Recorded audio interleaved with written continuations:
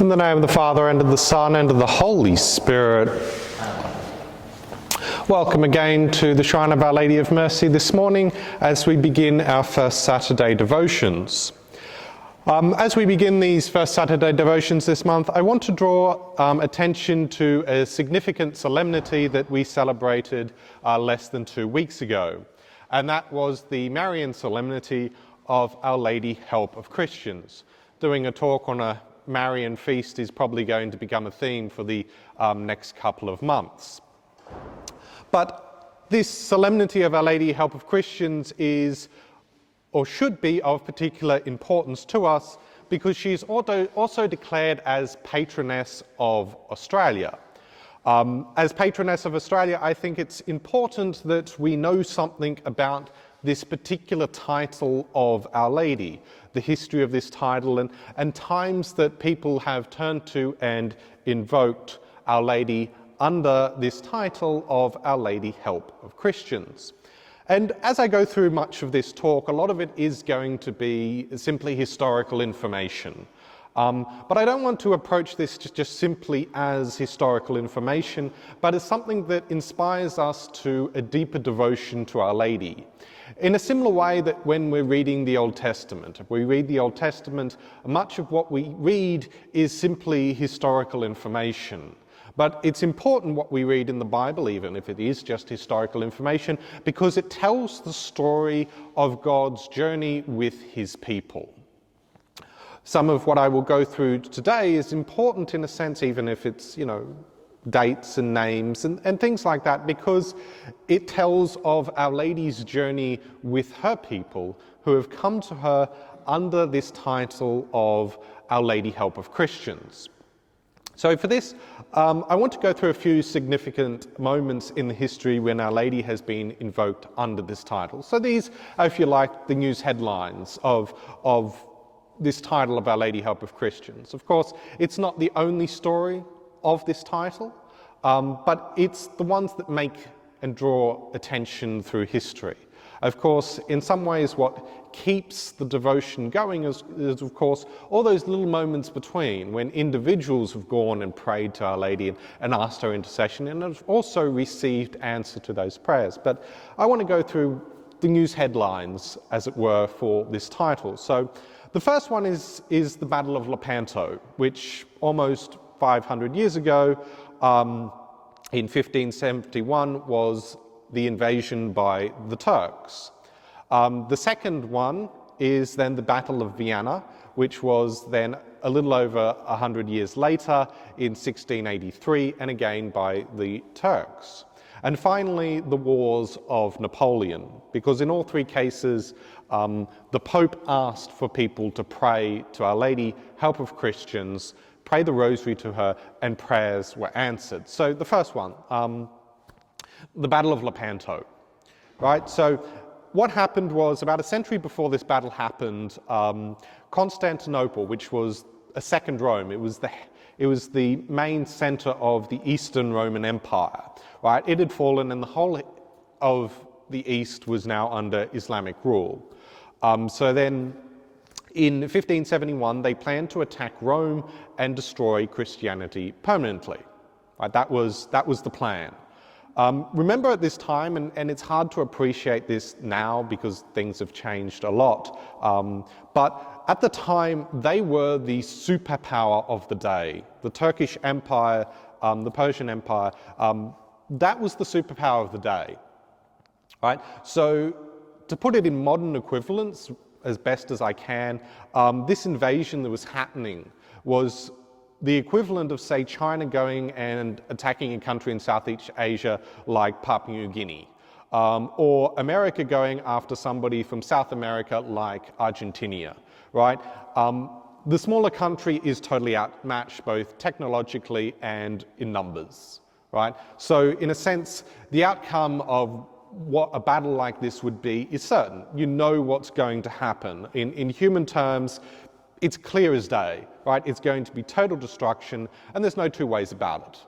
And that was certainly, if you were looking at this in human terms, what was going to happen, right? Rome was going to be sacked, the holy city was going to be destroyed, all the churches burnt down, and people enslaved. That was the almost certain outcome of what was going to happen. So the response was the Pope of the day, Pope Pius V. He called upon every Catholic to invoke the aid of the Mother of God under this title, Help of Christians, right? And to storm heaven unceasingly with rosaries. So I talked about last month devotion to the Rosary and praying the Rosary. Well, this was the Pope calling upon people to pray the Rosary on their knees desperately for this impossible cause. So yes, again, it is that invite to everyone to pray the Rosary because Mary listens. Mary listens to our prayers and even does the impossible, right? So the battle was finally fought at the Gulf of Lepanto, hence the name Battle of Lepanto, which is near Corinth in Greece. So if you're thinking of the letter to the Corinthians, it's near where Paul was writing to back in those days, right? So the small Christian fleet led by Don John of Austria engaged the Turkish Amanda. And amazingly, it was a victory for the Christians. So, against all the odds, massively outnumbered, the small Christian fleet against this massive Turkish Amanda, against all the odds, the Christians actually managed to win. And the Turks were forced into retreat. The Pope actually knew the outcome of this battle right away through a vision. So even though it actually took days for the news to reach Rome, the Pope already announced the victory on the 7th of October, which he then declared as the Feast of the Most Holy Rosary. That's why we still keep October as the month of the Holy Rosary, and we still celebrate the Holy Rosary on the 7th of October. It's to remember this moment in history. So yes, pray the Rosary. Mary will do the impossible. Pray to her hard, right? So also the Pope made the other change that the invocation Help of Christians was added to the Litany of Our Lady. So the Litany of Our Lady, which we pray after the Rosary, the reason that the title Help of Christians is in that is, again, this moment in history.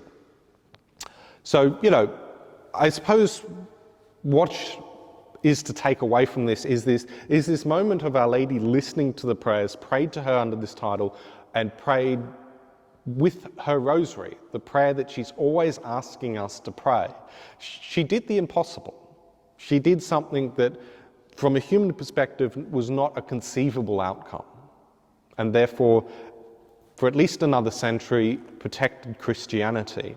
I say for at least another century because a very similar event happened about a little over a century later at Vienna.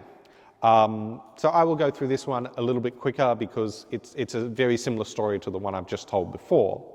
So this time it's 1683, right?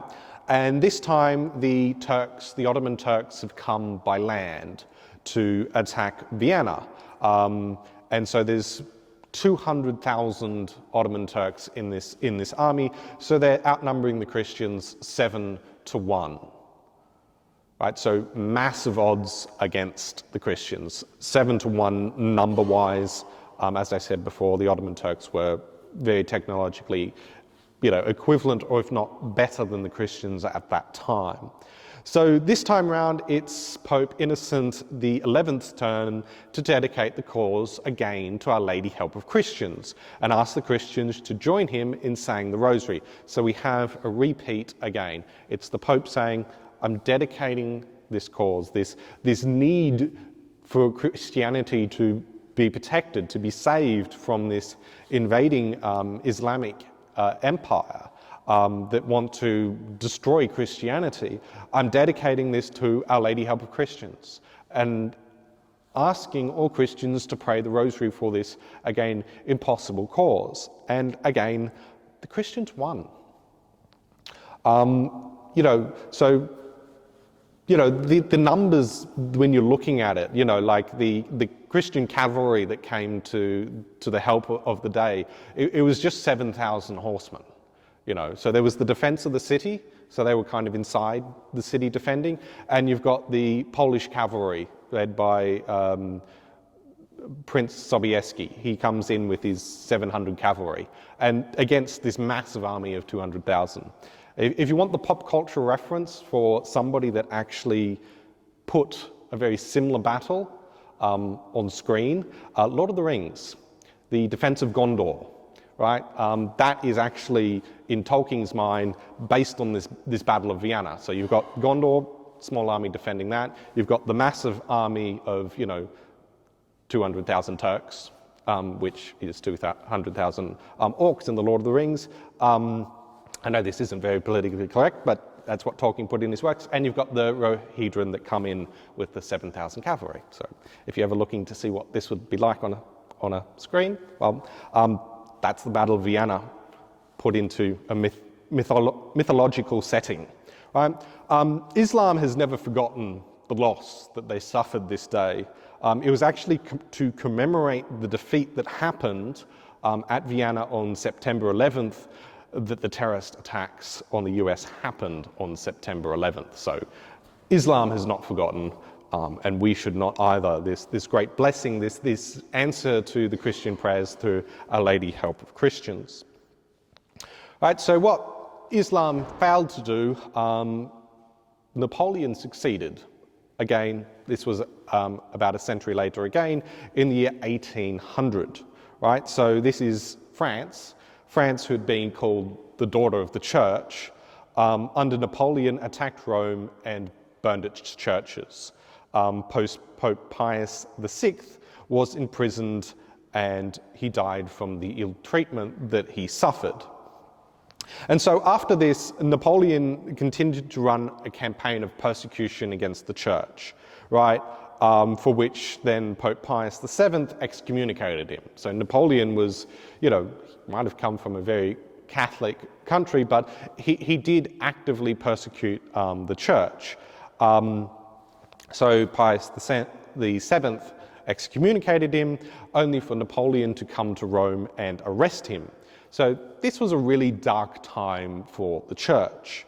The Pope managed, despite his imprisonment, to smuggle out the word to pray the Rosary to Our Lady, Help of Christians, for deliverance, vowing that if Our Lady answered these prayers and freedom to the church would be restored, he was more interested in freedom to the church than his own freedom, he would establish a feast in her honour.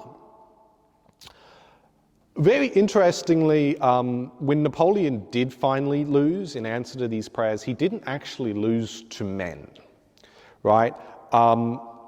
What happened was he tried to attack Russia and he lost to the winter. So Napoleon set out with 1 million men to attack Russia, but he only finally managed to come back with 1 in 30 of the men that had gone with him. 1 in 30, that's incredibly crushing. So that's 1 million down to 300,000, right? Basically 1 million men frozen to death.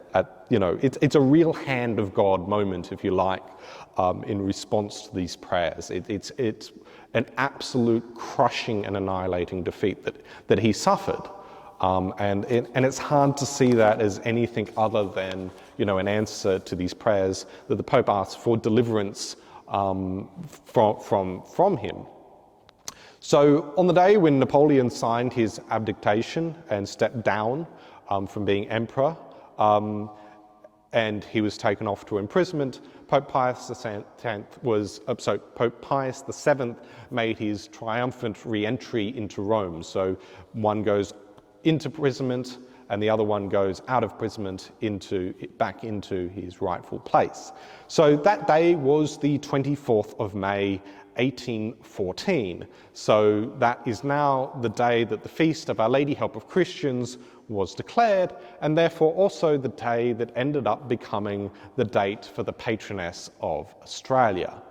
This was the moment that solemnity that we now celebrate in Australia as Our Lady, Help of Christians, that was set because of that victory over Napoleon, when God, in a sense, not man, defeated this unstoppable army that was ravaging Europe and persecuting the church. So then we have to talk about after these significant moments that really established Our Lady Help of Christians as a devotion, how that became the title that was given to Our Lady for the honour that we give to her in Australia as the patroness of our country. So the title of Our Lady Help of Christians being given as the patroness of Australia can really be traced to the Marian devotion of two men. They are Father John Joseph Therry and Archbishop Paulding of Sydney. So Father Therry was an Irishman.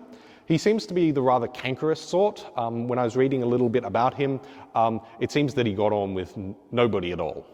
Maybe that's the reason he volunteered to come out to Australia. But the connection with him with Our Lady Help of Christians is he was ordained to the priesthood the year after the creation of the Feast of Our Lady Help of Christians. So in Ireland at the time, he was an Irishman, he was ordained in Ireland, right? Ireland was quickly after this announcement by the Pope of this new feast to Our Lady Help of Christians.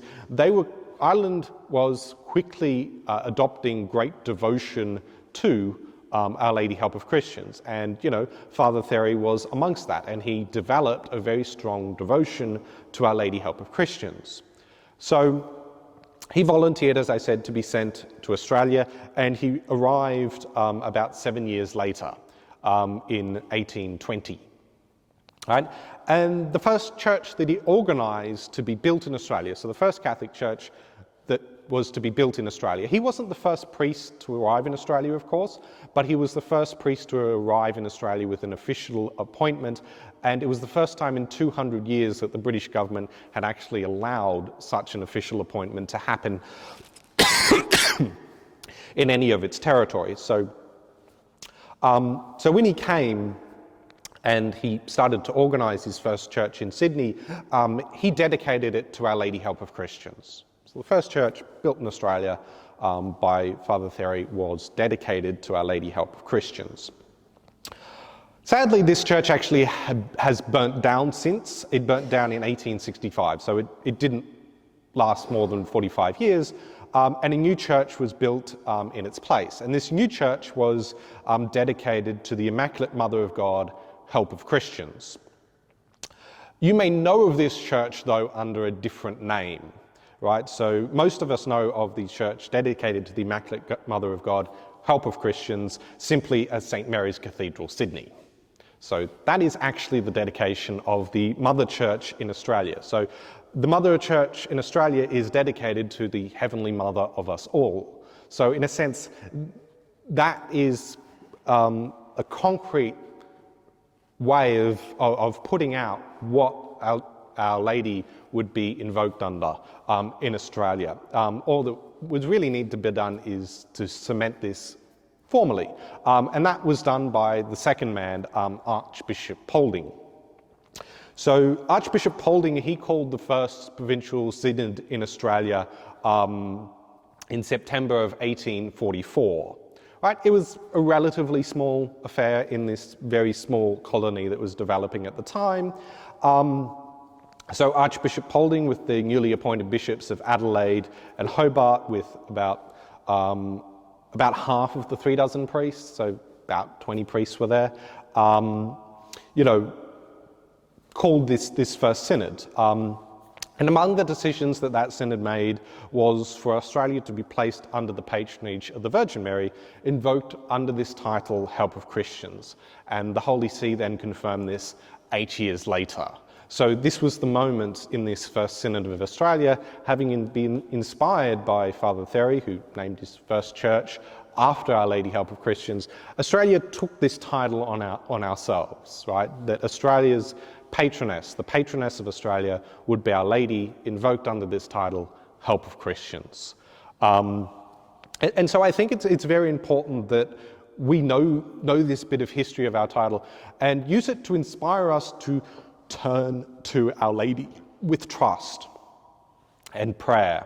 I like in this regard one of the things that Cardinal Clancy said in his homily when Australia was rededicated to Our Lady Help of Christians. So it was first done by the pioneering priest and Bishop Paulding. But in 1988, the bishops, in commemoration of Australia's independence, decided to rededicate Australia to Our Lady Help of Christians.